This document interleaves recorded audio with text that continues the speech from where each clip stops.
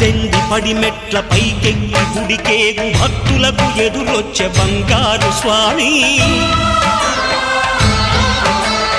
ఇరుముడులు స్పృశించి శుభమనుచు దీవించి జన బృందముల చేరే జగమేలు స్వామి తన భక్తులొనరిల్చు తప్పులకు తడబడి ఒక పక్క ఒరిగెన ఓంకారమూర్తి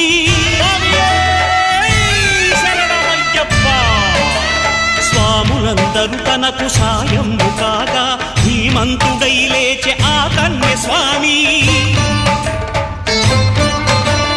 పట్టబంధము వీడి భక్తతతికై